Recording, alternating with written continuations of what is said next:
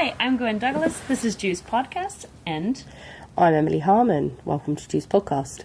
Today we're talking about natural wine. Yeah. So we were asked by quite a few of our listeners. It's a little bit of a minefield trying to navigate your way through natural wine, Right. even just down to the definition and understanding what that means. Particularly here in Berlin, the natural wine scene, it's almost like Copenhagen, where every restaurant has a natural wine list. So there's a lot of people confused. Right, and I think justifiably so. I think if you're coming from a conventional wine background, or the only wine you know is the stuff that your parents were drinking or what you've been drinking for the last little while, it can be really confusing.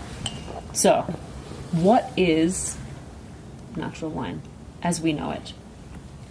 So it's interesting. So I think I kind of follow the Alice Firing definition of what is natural wine, because I kind of see her as the goddess of natural wine, or at least the goddess communicator of natural wine. So it will be from grapes that have been are usually from the producer's own vineyards, but not exclusively, but from vineyards where they haven't seen chemicals. So there's no use of chemical fertilizers, fungicides, pesticides. So organic in some sense, or in 100%. Yeah, I mean, usually it's more than organic, because actually legally, when you're organic, you can use a number of chemicals still in your vineyard. So it's kind of a bit of a mixed. It's not always as clear as we think it's going to be, rather than an actual term of production. It's more like an ethic that maybe producers are working with. Yeah, because there's no legal definition of natural wine. So where with organic wine and biodynamic wine, in different parts of the world there are different definitions and different legal meanings of what that can entail. So legally, being organic, you can be organically certified. However, you can use copper in your vineyard, whereas a lot of producers might query whether the use of copper is actually good for the soil health long term if you use excess of it. Yeah, I guess copper is used a lot in a lot of different purposes outside of even. But I think it's one of those things where, if you use it, on a small scale, within reason, it's fine. But if you're overdoing it, then the soils can become toxic. I only know about the copper recently because I was looking up some anti-wrinkle pillows. What, and they have copper inside? Oh, really? Silk made with copper. Yeah. So we should all be rubbing little pennies on our faces before we go to bed. Get maybe. ready. I'm going to have some sort of penny chainmail. Well, I think also there's that old wives' tale, which I'm sure more than one person's told me. If you have a sty, you can use copper to help heal it. But a copper penny, rub a penny on your sty. Well, that's actually very interesting.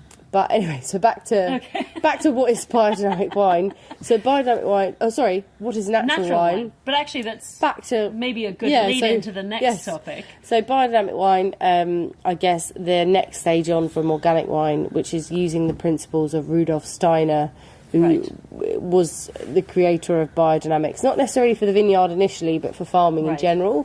So that's working with the cycles of the moon and the sun, so the planet. So taking in consideration the gravitational pull when the moon is closer and when it's apart, that there'll be certain days that are better. I love the idea of biodynamics. Because it works, but it makes no sense in terms of the universe has this defies logic in many ways, and I really love these systems that just work. Yeah. And sometimes it's great to feel like we are little pawns in a giant universe. Well, you just have to spend a day at the beach and you realise that. Absolutely. No, I love it. But I think it's great because I think with biodynamics, people get really confused about cow horns filled with dung and all of this kind of stuff. They think it's really new age, but I think that the vineyards speak for themselves. I think those who are being cynical call it new age, and I have in the past maybe also understood that, but because it's very you feel like maybe you'd be talking to somebody at Glastonbury Festival about biodynamic farming. But the proof is in the pudding. I think a lot of these vineyards are super healthy, and you see that there's ecosystem that's at work.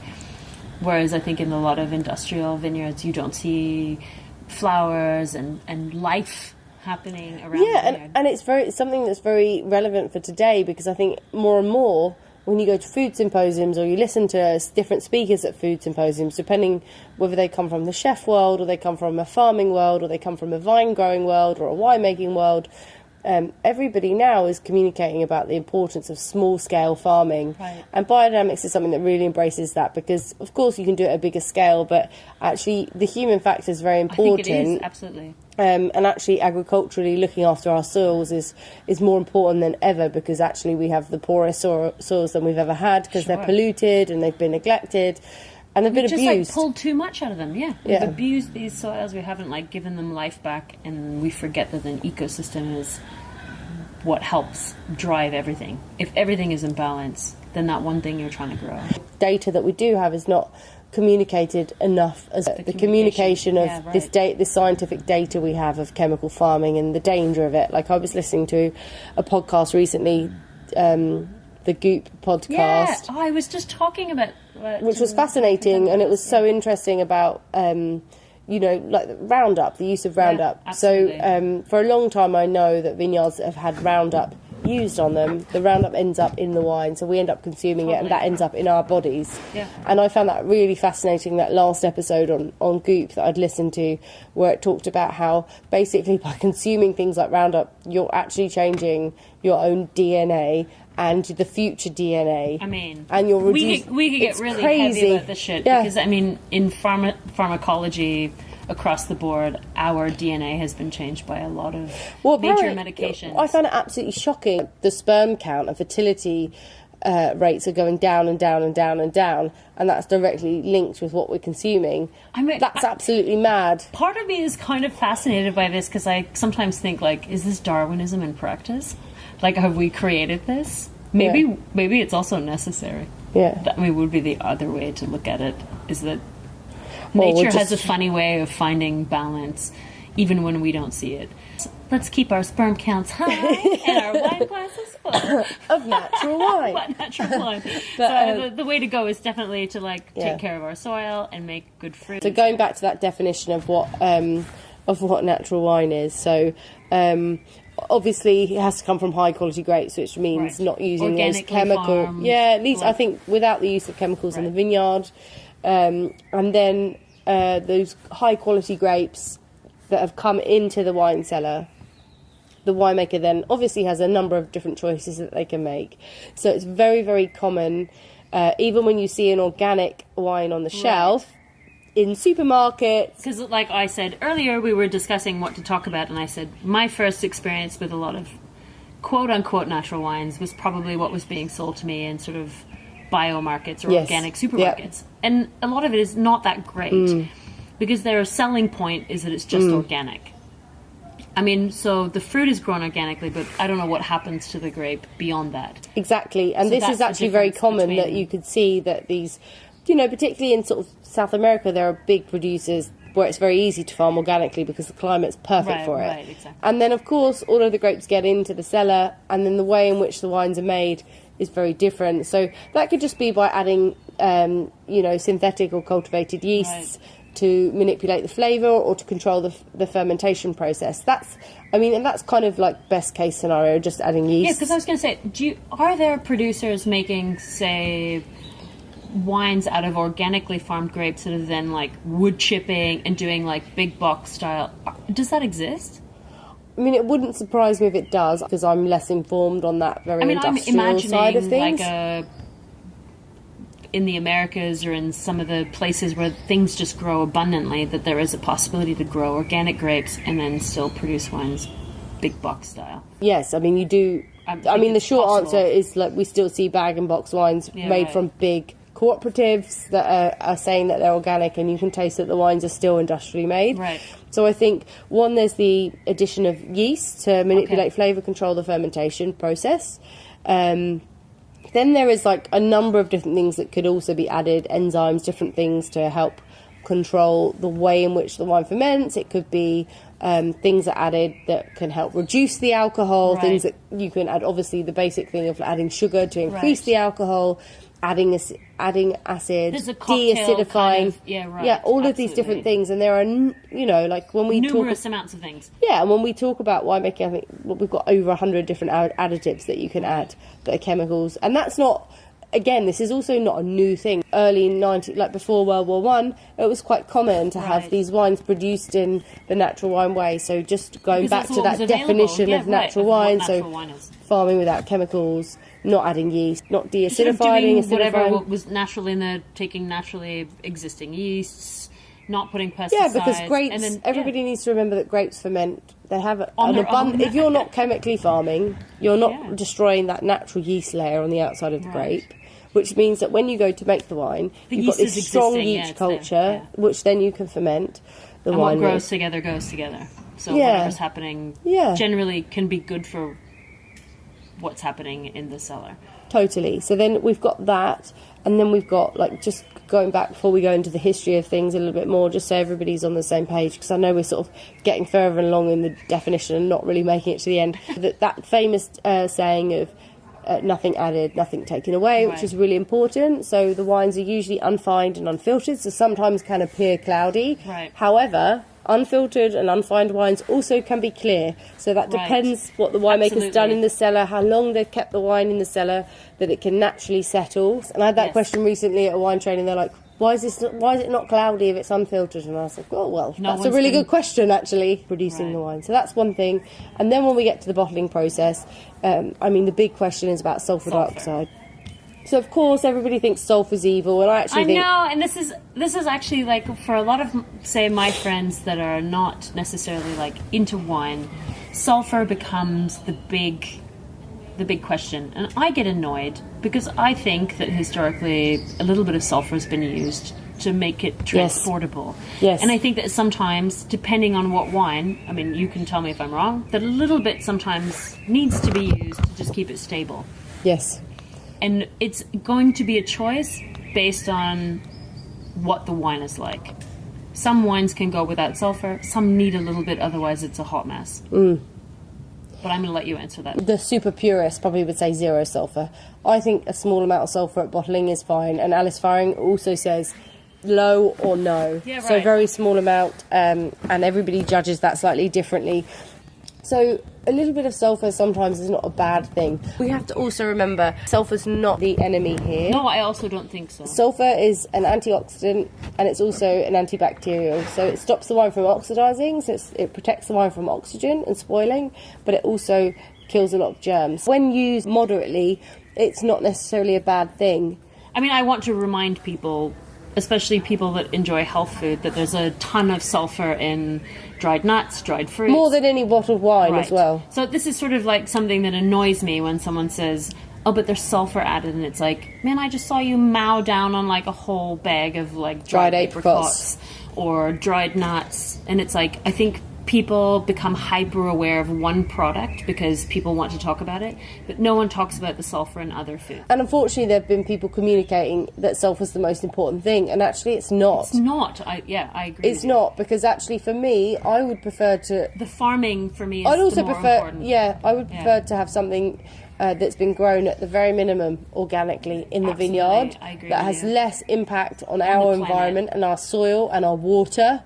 I absolutely 100% agree than with you. What's manipulated in the cellar. I always choose wines based on the quality of the wines.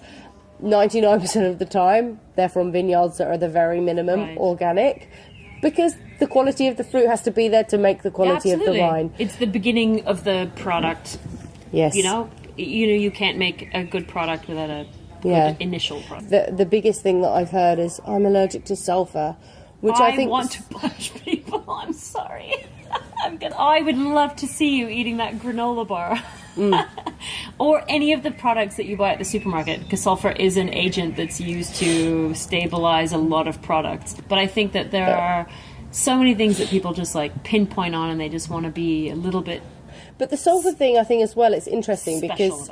because I've seen it, and I have friends that, like, when they're drinking wine, they get sort of, like, red blotches sort of coming up on the face and the neck. And that's not just a histamine That's exactly what I was going to say. Often it is. So 9 times out of 10, I say to people that come into restaurants or talk to me about their reaction to wine, I say, just take an antihistamine or Claritin, and then drink some wine and see if it changes anything. Because I also wonder, because drinking natural wines, because they're unfined and unfiltered, sometimes, I don't know for sure, but, like, they might not necessarily have less histamines. No, actually, either. they might have more. Yeah, because so it's quite a an more interesting of a natural thing. product. Yeah, I think this too, because I think a lot of times people say, well, I get a reaction. I think, there are more histamines in like the heavier red wines.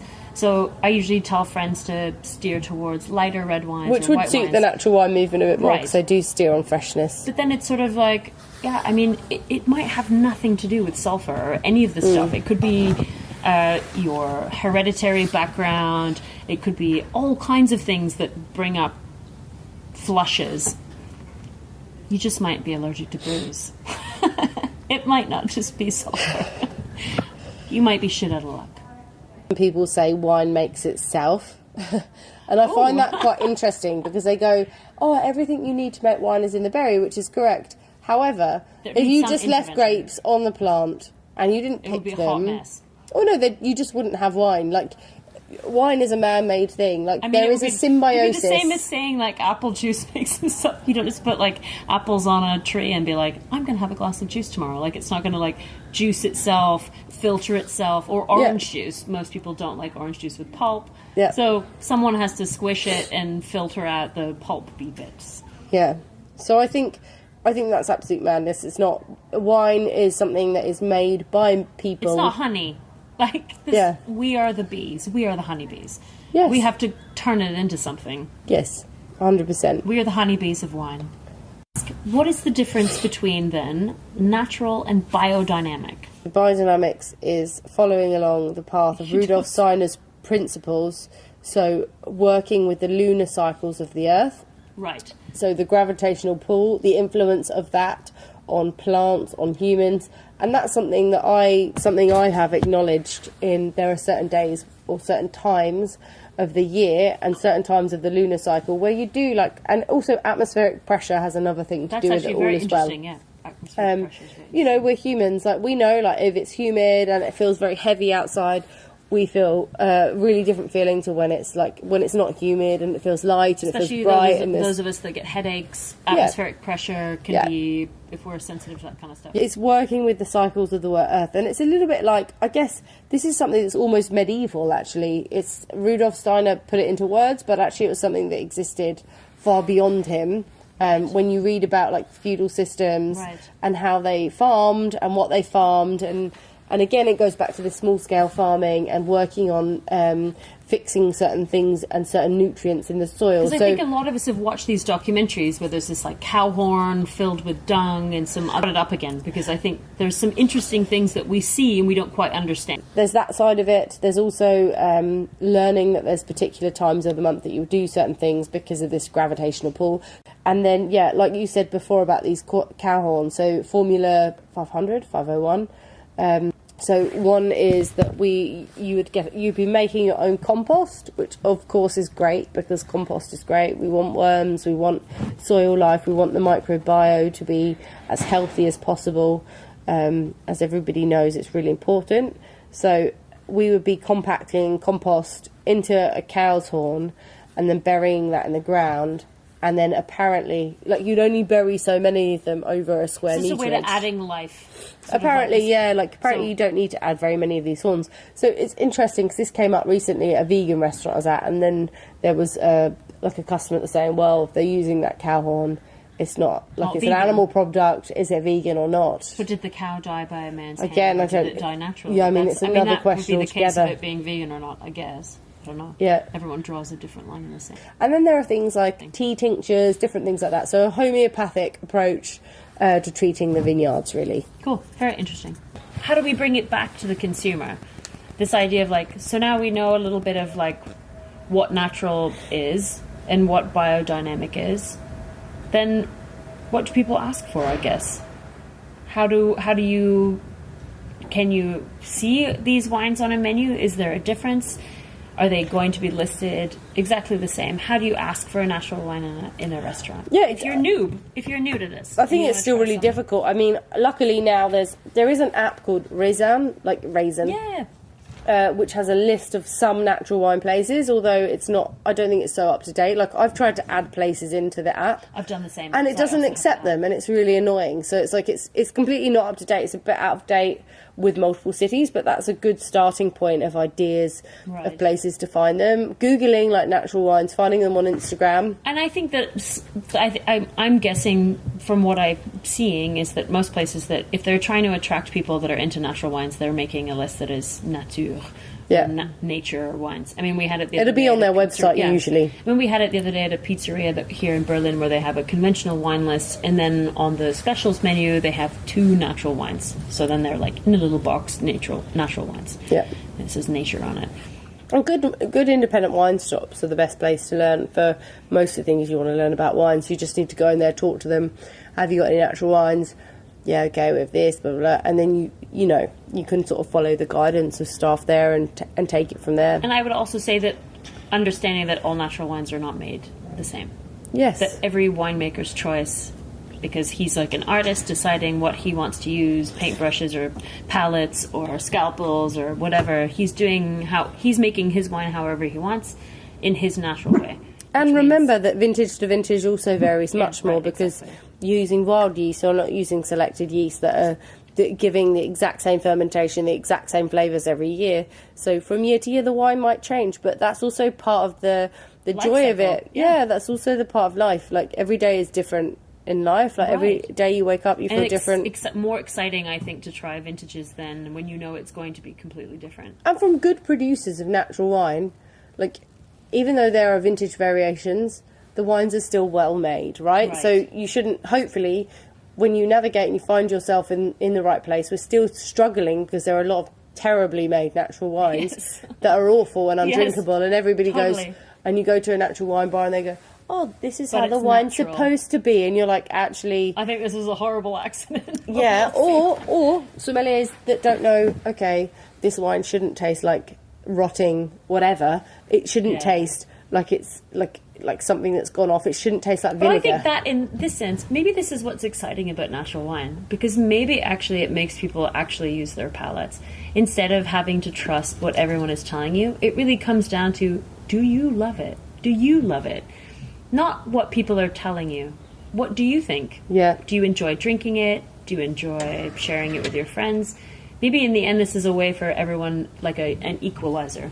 You can go in and try something and say, like, I really like this. Yeah, and you should also be able to say, if you feel you're in a place and the wine doesn't taste right and somebody goes, this is just how the wine is, you should also feel okay to go, well, Absolutely. I really don't like this wine.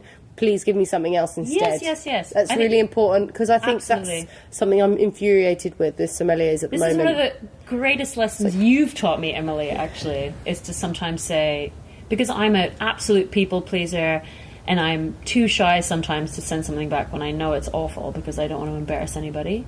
And you're right. If I don't like it, it's okay to say, I don't like it. Yeah. Send it back. Do not sit there and drink the glass of wine that you do not enjoy. Do not allow a sommelier to shame you into drinking that glass because you're told you know less. Yeah, and I think that's really important, because I know from working in the restaurant, so I've been self-employed now for just over 4 years, but before that, 10 years working in restaurants, a whole decade. Your job when you work in a restaurant, whether you're a waiter, whether you're a KP, whether you're a chef, whether you're a sommelier, whether you're the general manager, doesn't matter if you're the bottom of the chain, the top of the chain. Your job is to create the best experience, to look after people and make them feel amazing. That's why people go out to restaurants. Yes, absolutely. Otherwise you need it home and then get your boyfriend to yell at you. And if you go out and somebody makes you feel uncomfortable and makes you feel forced to drink something you don't enjoy, if they don't take back a dish that you think is not correct, like, as far as I'm concerned, these are places you should never return to, and you should not give your money to. So find the places where people are willing to give you the right experience. It's really important. I'm down with that. Yeah. Well, I hope you enjoyed our little chat about natural wine. Yeah, we got into quite a long chat about it. We got into it, I know. We really got into it. No, I think it's good, because I think it's like a topic of the moment. I think a lot of people have a lot of questions. Yeah. I'd be curious if anyone has more questions. You can find us at juice.podcast on Instagram. Juice_podcast on Twitter. You can find our website at juice.show. Please send us any and all questions. We'd love to hear if we haven't covered anything. And otherwise, we hope that you are fierce and fearless in your exploration of natural wine, and we look forward to seeing you next week. Thank you very much. Thanks, Emily.